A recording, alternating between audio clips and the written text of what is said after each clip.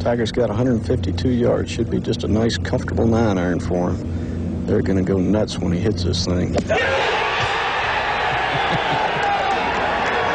Well, hello, friends, in my best Jim Nance impression there. Back with you here, Conlon Farrell, and so happy to be joined by my old partner there, Harry Mays. Worked with him on the Tony Bruno show. We had some good times down there in the wine cellar. Now Harry on to bigger and better things. Swinging and Ding It podcast, and then he's doing a lot of stuff. So, Harry, great to be on with you. Hey, Conlon, glad to be with you today. Coming to you live from an azalea bush on Amen Corner behind the 13th green. Yeah, the groundskeeping we pay here is just through the roof. It's extraordinary. The budget is through the roof, man. Let me tell you, we leave this is a professional deal here, okay? Right. This is not an amateur hour. All right, well, Harry, we ended the college basketball season last night with Kansas, a thrilling comeback victory over the North Carolina Tar Heels, 16 points down in the first half, but they come back to cap it, which is the largest comeback in tournament history. But that closes the chapter on basketball season and opens it up to golf season. And I know that's your favorite time of year. This is like your Super Bowl, the Masters, the first major golf tournament down there at Augusta National in Georgia. So let's get right into it. So we got a few favorites that are across the board here. Scotty Scheffler's the new world number one. So I just want to look at it here. We'll throw up the DraftKings odds board. Right now we got John Rahm is favorite at +9. JT down there at plus 1,200. Scheffler at 1,600. Scheffler at 1,200. Cam Smith at 1,400. DJ at 16.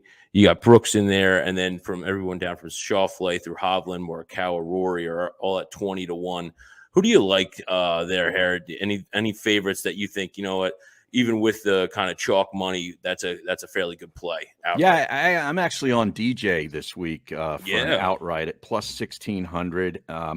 He won here obviously in 2020 back when they played it in November, different weather conditions, different grass, reaction and so forth, different tournament totally. But he's got 5 top 10s at Augusta National. I think he's trending in the right direction right now. I liked what I saw out at the WGC Dell match play. I thought, aside from the final 2 matches where the putter seemed to get away from him, he seems to be on the right track. So I'm going to pull a DJ this week.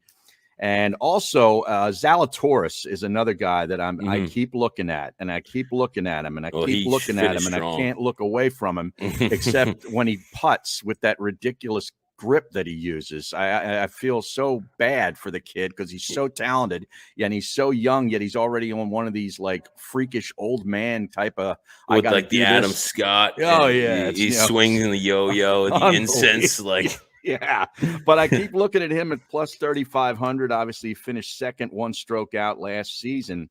And I think he's definitely going to be wearing a green jacket at some point in his career. Plus 600 on a top 5 looks pretty good to me. And as far as a long shot, I can't look away from Justin Rose at plus 8,000. I love Rosie, the Englishman. Yeah, me too. And I've got him in a lot of things. So I'm heavily tied in with Rosie. Well, let me just say this. Definitely agree with you on Justin Rose. Will Zalatoris finished strong in that Masters last year until Matsuyama. He was just too much. You thought for a stretch there he was going to go overcome him until that par 3 he goes in the water, and that kind of sunk his ship. I'll start here. I got into golf betting in 2020 when it seemed like that was the only thing on, and my first ever big cash was on the 2020 PGA Championship when Colin Morikawa pulls driver and, basically sends everybody packing and wins his first major tournament. So I'll stick right there at 20-1 plus 2,000. No Morikawa, no peace. Colin Morikawa, a guy who we've talked at length about, is an excellent irons player. In Augusta National, you cannot afford to give away strokes in the penalty. Hitting out of that second cut, he rarely does that. Last year, in the 2021 season, he was led the tour in shots gained. That's a very important statistic at Augusta, being able to pick up strokes where he needs to. I think Colin Morikawa is a nice little play there. And here's another one I like at plus 6,500 is Tony Finau. Tony Finau. Yeah, absolutely. Wow. Listen here. In 4 Masters, Tony Finau has finished in the top 10 3 separate times. He finished 10th in 2021. Listen, he's always in that, I mean, he's always in that 40 to 60 range, plus 6,500. I think Tony Finau a little undervalued there. Give me Finau. Like I said, outright, it's just a sprinkle, just a dash. You can line it all up, and we can see. But I think Tony Finau and Morikawa at 20-1. Yeah, go ahead. Finau hasn't played all that well since picking up his second win at the Northern Trust last year in the playoffs. I missed a couple, 3 of his last 6 tournaments. He's missed the cut. Obviously he did finish 10th at Augusta last season, and he has a 5th, like you mentioned, in 2019. So he definitely, can get his way around this golf course. He's just really going to have to, to bring that flat stick, which seems to let him down at the most inopportune times. Exactly. And you mentioned Morikawa. I mean, outside of that missed cut at the Players, I mean, he has just been, pretty dynamite. Finished 18th here last year. He's going to be wearing a green jacket or 2 in his career too. And, you can't go wrong with Collin Morikawa, even though the value really is not that great. No, I will say, give me a long shot I can throw in there, sneak in your opinion real quick here. He's a former Masters champion back in 2018, but since being admitted to the hospital in late August with what was Patrick Reed diagnosed with? Before he started, was it pneumonia? I believe he had. He had something. It almost sounded like COVID, but it wasn't COVID. Yeah. So when he hasn't been playing great golf, but you get him at 80-1 here. Yeah. And when Patrick Reed is Patrick Reed, he's a heck of a golfer. Tremendous short game. One of the best short games around. And that certainly plays at Augusta National. So if Victor Hovland could get a third of Patrick Reed's short game, I don't think there'd be any stopping him. Yeah. Well. All right. Well, now let's move to the other storyline, not just the golf, but it's Tiger Woods. Yeah. Tiger Woods, everything's pointing to, from what we've seen in his practice rounds and what he said basically on Twitter. But I think the general consensus is Tiger Woods is going to be in the field at Augusta on Thursday. Do you feel that way? Do you think there's no way he's really at this point, not barring any major setback come today or tomorrow, he's going to go Thursday? Yeah, I don't think he gets on the jet and brings his caddy up and his whole entourage a week or so ago to play a round of the golf course if he wasn't hitting it good enough in Florida. So I think it's just, his body, he wanted to, walk that back 9 a couple of times, and it's a lot of up and down. It's not an easy walk, and especially if you've got the injuries that he has sustained. So I think he's sort of checked that box, and I think he's a go, even though he's going to be wearing FootJoy shoes apparently instead of Nikes, which I endorse, by the way. I'm all about FootJoy over Nike. So you made that call. You made that call for the Woods administration. Well, he asked my opinion, and I said absolutely. But yeah, I do think he's going to tee it up. And what is it? Plus 105 at DraftKings that he's going to make the cut. I mean, there's no way that I'm risking negative money at minus 140 to say that Tiger can't do something. Okay, and it's minus 140 that he's going to miss the cut, right? Yeah, that doesn't I'm not betting against him. I think he tees it up. He's going to be hitting it good enough to make the cut. Now, let's go this. Making the cut's one thing, winning the Masters is another. Tiger Woods has several Masters green jackets in his closet, but 4,500, okay, plus 4,500, that's his outright odds. If his name is Cheetah Meadows, it's plus, 80-1. So is the Tiger factor, is that kind of inflating his value on the board itself right now? I think it is a touch. Yeah, I'm not touching that.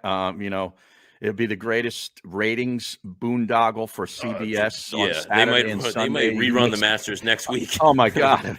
Just put it on a loop. Absolutely. Just like it was back in 2019 when they teed off early on that Sunday because of the weather. I mean, it was just must-see television, and I hope it happens. It would be great, but I'm not betting on it.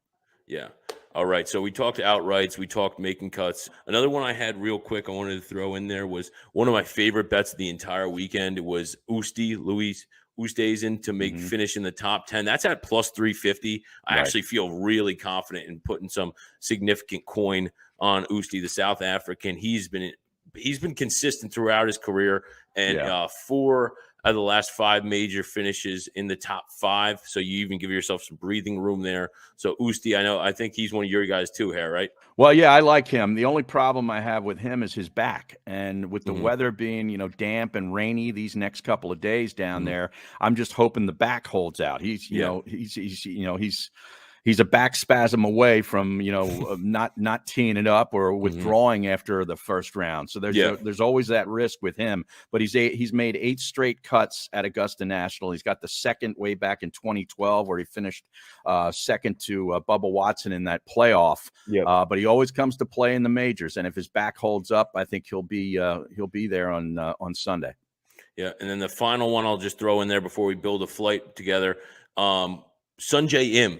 I was a fan of Sungjae's. He finished second back in 2020 to DJ. He's the jolliest guy on tour based on his profile picture, and he looks happy to be out there, happy to play.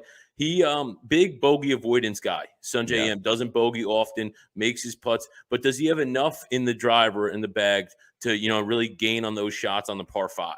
Well, I think, it's going to be soft at least the first couple of days because they're going to have rain today, I believe, tomorrow, and on Thursday. And it's going to be windy over the weekend, from what I understand. When the golf course is soft, obviously, length is at a premium because you got to reach these things in 2, to put yourself in position to go at these flags. You need a little bit more length when the place is soft. But this guy is a competitor, man. It would not surprise me if he is on the first page of the leaderboard at some point on Sunday. All righty.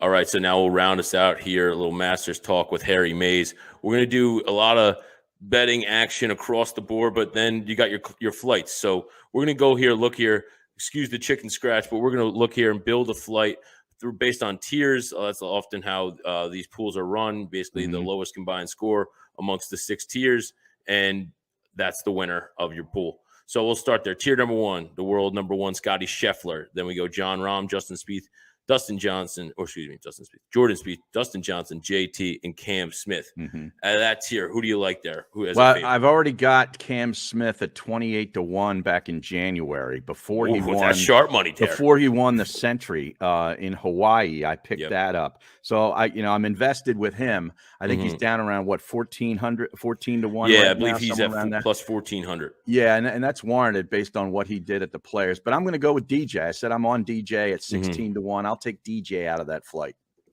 Okay. I was going to say, I stray from DJ just because he's inconsistent. He's a 2020 Master champion in November. He comes back 4 months later, 5 months later, and he misses the cut. So DJ's too up and down for me. Give me a guy like Justin Thomas, who's consistent year in and year out. Right. I like JT out of tier number 1. Well, let's move to tier number 2 here. Well, hold on a second. Tier number 1 with the JT. I love JT, and it's hard not to like him, but let's look at the tee times and see if he's paired with Tiger Woods. If they stick him in a tee with Tiger Woods, I stay away from him because there's going to be so much outside noise. And as great as he is, and I'm sure he can shut a lot of it out, I would just stray away. That goes for DJ too. If they put him in with Tiger Woods, I'm probably bailing on him. You're jumping ship. Yeah, exactly. Yeah, listen, no offense to you, Dustin. I just it's the entourage. All righty. Let's go to tier 2 here. Brooks Koepka, Xander Schauffele, Colin Morikawa, Rory McIlroy, Patrick Cantlay, and Victor Hovland, the Oklahoma State Cowboy. What do we like there? I'll start here, and you jump tier 1 here. I'm going to start here. Again, another guy. I like consistency in major play. Brooks Koepka is not a guy that's going to go out and win the FedEx Championship for points. He's just not a guy. He shows up. He's like Jordan in the playoffs. He just flicks a switch, and he can go, and he's consistent in and out. He knows he wants to go there. He wants to win majors. That's what he's on the tour to do. So give me Brooks Koepka out of that second flight. Another guy I leaned and who I led with in our opening there for a favorite, Colin Morikawa, solid irons player, young guy. Don't think that, you mentioned the weather being a little damp, these guys that are older and stuff, those joints might start stiffening and crack. Colin Morikawa, he's a Calabar, he's loosey-goosey. So so I like, give me Brooks or Morey out of that second flight. Yeah, I'm with you on Brooks Koepka. I have him in some DFS along with DJ as 2 of my higher priced guys. So I'm going to ride with you with Brooks Koepka in tier 2.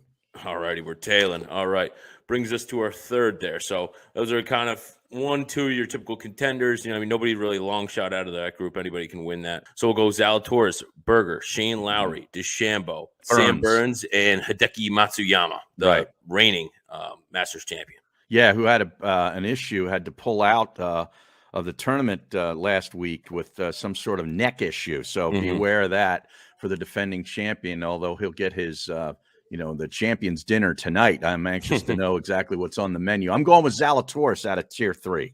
Zalatoris out of tier 3. Zalatoris, he's an Aussie? Is he Australian? No, he's American. He is American. He's American, and I think he's from California or Texas. Like the time he went to Wake Forest.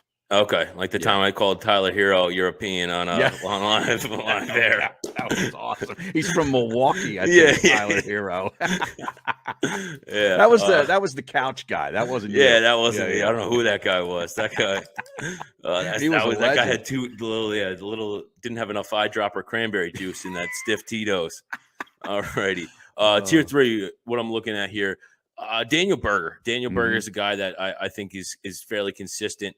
Like I said, the irons play again is something I'm going to keep going back to. And Daniel Berger's a fairly decent putter, so I think that those two bode well for him.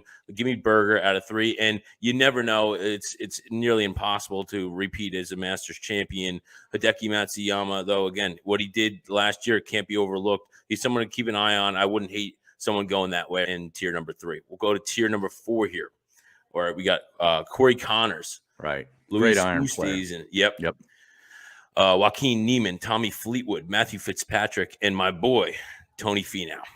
I know where you're going here. Yeah, I'm going to go with the younger, pasty-faced Englishman, Matthew Fitzpatrick here, who hasn't had the greatest of success as far as high finishes at Augusta National, but I think his game is tailor-made for playing well here, and I think he's going to do it this year. I've got him in some matchups and looking at him in some DFS too.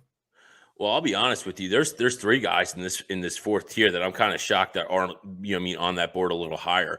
I would say Tony Finau leading with him. Mm-hmm. Tony Finau, Joaquin Neiman. I think the Chilean is an excellent young golfer on the tour, and then I'll even say Usti. Like guys that are consistent. Neiman, young, hungry, ready to prove himself. Usti, consistent, always in that final dance card on Sunday, where you see his name on the leaderboard. And then Tony Finau, like I said, consistent in 4 majors, 3 top 10 finishes, guys that are here and experienced, played good golf at Augusta before. All right, so tier 5. Now we're getting into our long shots now. That makes sense. Harold Varner III playing his first Masters this year, HV3. We got Webb Simpson, Kevin Na, Matty Wolf, your boy Kevin Kisner. Probably one of the best personalities on tour for sure. And then Francesco Molinari, also a former Masters champion, right? No, he's won the Open Championship. The Open Championship. He was in the mix when Tiger won in 2019. That's right. In the water. Yes. Down the back 9. Now, where is Rosie? I don't see my man Rosie on this list here. I got to throw him in tier 5. Let's throw him in tier 5. Let's put him in there. Fair.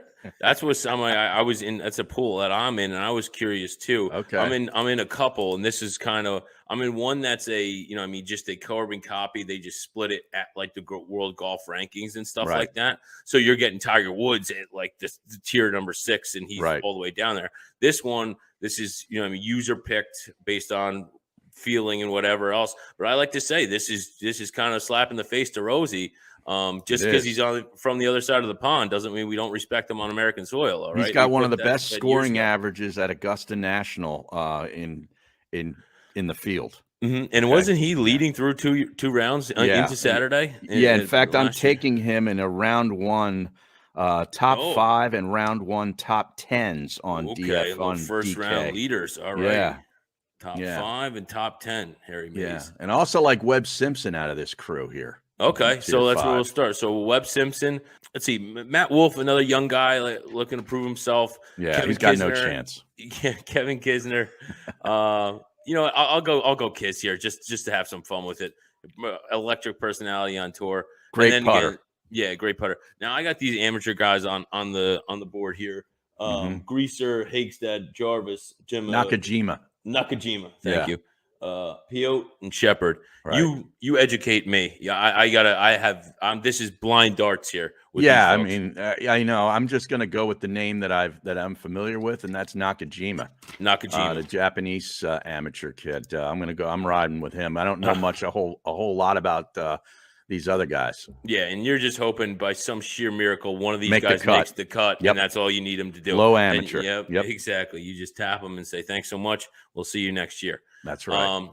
All right, Hare. Well, we got it. We went through it. You got your favorites, your long shots. Tiger, we both think he's going to go Thursday, and so it should be fun. Well, that's going to wrap us for the show here. Harry Mays coming on to do a little Masters action special. It was a pleasure, Hare. Thanks for joining me. So long from Amen Corner. Enjoy the Masters.